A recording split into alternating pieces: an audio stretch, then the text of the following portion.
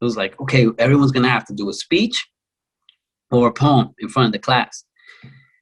And I was like, I don't want to. What am I going to speak about? And then I was just like, I'm just going to write a rap and just say it's poetry because it is.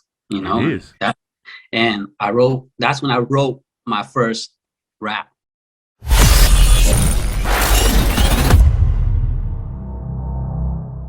So, Artson, I want to get respectfully uncomfortable.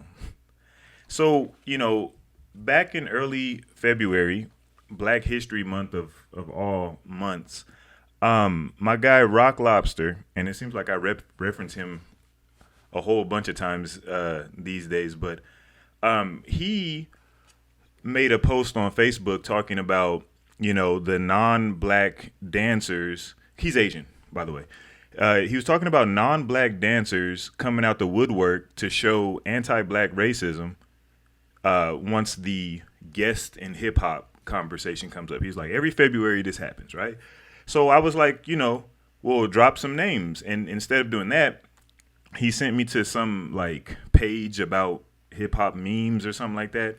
And then I go on this page and I just see a bunch of just like ignorance, right? And when I was watching your video, Can't Deny, I noticed some of that Black Lives Matter like imagery in there. And that would be the easy question, like, what does Black Lives Matter mean to you? Or, what should it mean to people? That, to me, that's easy. But as an ADOS person, my question more is, do you think, or have you witnessed like anti-Black? It's not really racism because they can't systematically do anything. But have you witnessed or do you believe that in the existence of like anti-Black sentiment in hip hop and breaking specifically, especially once the guest conversation comes up and then lines have to be drawn? I personally, I haven't really witnessed it.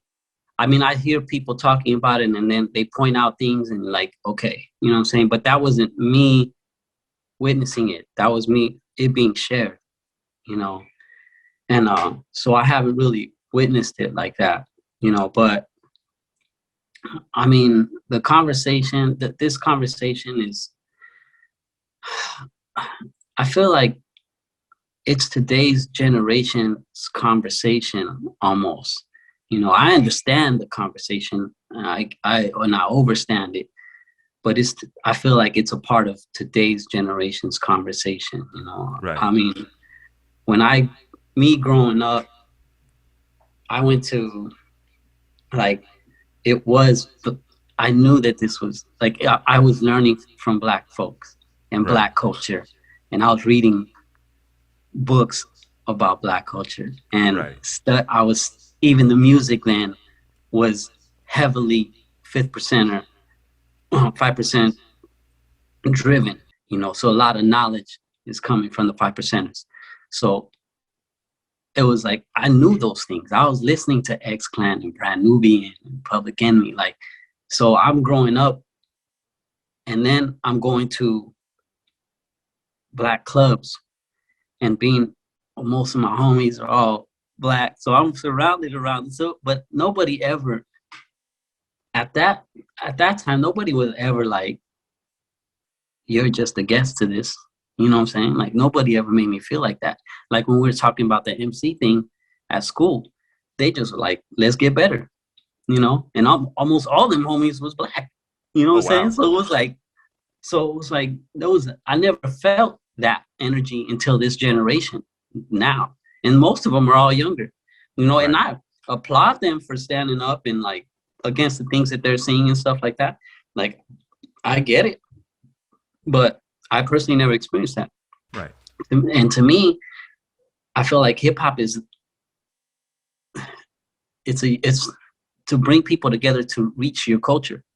That's the way I see it. Like, when I was at my youthful age, when I was doing this, when I'm like reading the Malcolm X biography and so like autobiography stuff, it was cats around me that were like, yo, that's dope. I'm glad you're learning this stuff, but you should also like learn about your people.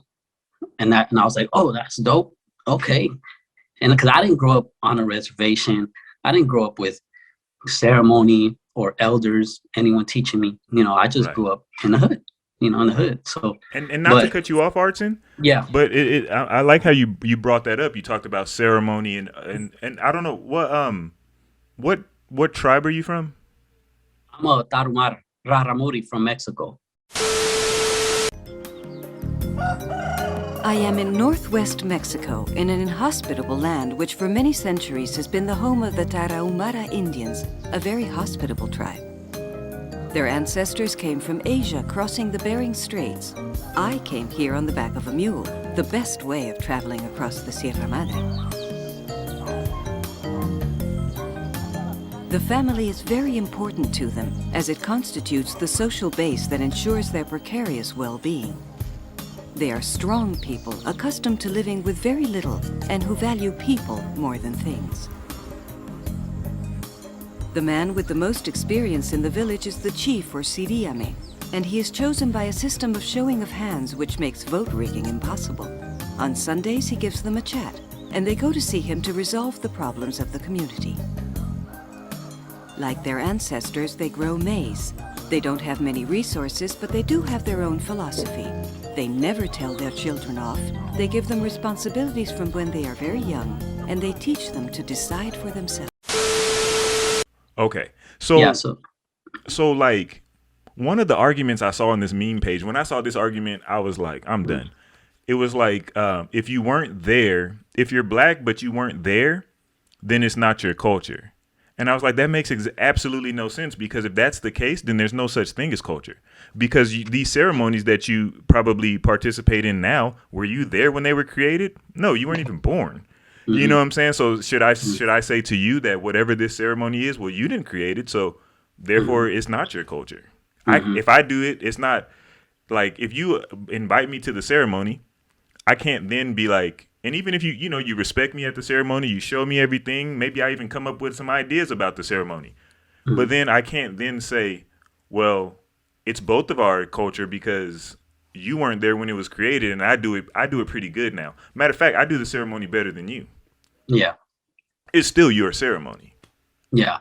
And this is just my mind. And the reason that like I always bring it up is because at the end of the day, I don't know why people get so offended, because it's not like anybody is trying to kick anybody out. Mm-hmm. It's not, to me, I don't see people really putting up fences like, oh, you can't do this anymore. Yeah. You know what I'm saying? Well, I feel people get defensive because maybe they feel like they're being pushed out, and but at the same time, I feel like with hip hop, you have to get to a point where you're hip hop, like I am hip hop, and it's like in this same conversation that we were just talking about. If say you were like involved with ceremony so much that you become part of the tribe, you have to stand in that and be like, no, I'm this, and you have to have a strong stance to hold that square, and so I feel like a lot of people, they're not hip hop yet. You know what I'm saying? Like they're still studying, they're still learning, they're still growing. And so as they're growing, they're trying to be a part of this family. And then if they feel like they're being pushed out, they get defensive. People get defensive, man, nowadays, regardless of anything, you know what I'm saying? So right. So in this conversation, maybe they feel like that, and maybe they're not in that power yet to be like, I am hip hop. I am hip hop. What is hip hop? I am. Like, are you that strong to say like I am? And can you hold it down? Can you speak the knowledge, wisdom, and understanding and show and tell your skill? Can you do those things? And if you can't, that's fine. Saying you're still learning and studying and growing. It's a touchy, of course it's a touchy subject just because of the subject. But above that also is this situation of like, where do you stand in it? Like, because you dance doesn't even make you hip hop. Makes you a dancer. Yeah, it makes you a dancer. Good, you could be amazing. You could be considered one of the best. Right. but you ain't hip hop. Mm-hmm. You know what I'm saying? Like there's a whole other thing, and learning and understanding that comes with Right. it. So I think that's for me, as me looking at the conversations, I always think that. I always mean like, man, like I always feel like those people that are worried about getting kicked out or however they feel about it, Right. like I just don't think they're hip hop. Yeah. Like I think there's a lot of people that are not really hip hop that are amazing. Like I could think you're great at dancing and breaking or popping, whatever you do, graffiti, but hip hop, I feel like there's not a lot of them. It's a generation that's kind of like almost kind of fading. Like the ones that live it or speak about it all the time, we think it's this ginormous thing, but if you really think about it, man, there's not a lot of hip hoppers that are like true to like all elements and the knowledge. And it's like, man, that's a whole deeper thing. It's like,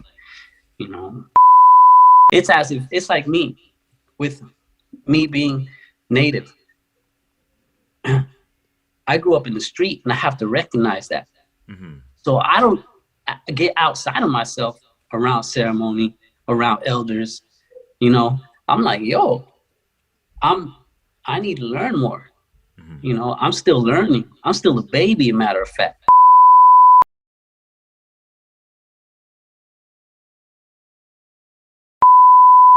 For more quality content from Beyond the Cypher with Illskillz, don't forget to press the like and subscribe buttons. Also, feel free to follow us on Facebook and IG at Beyond the Cypher. Let us know how we're doing in the comment section. And to make sure you don't miss anything from the channel, smash that notification bell. We appreciate the love and support. Peace. Until the next episode.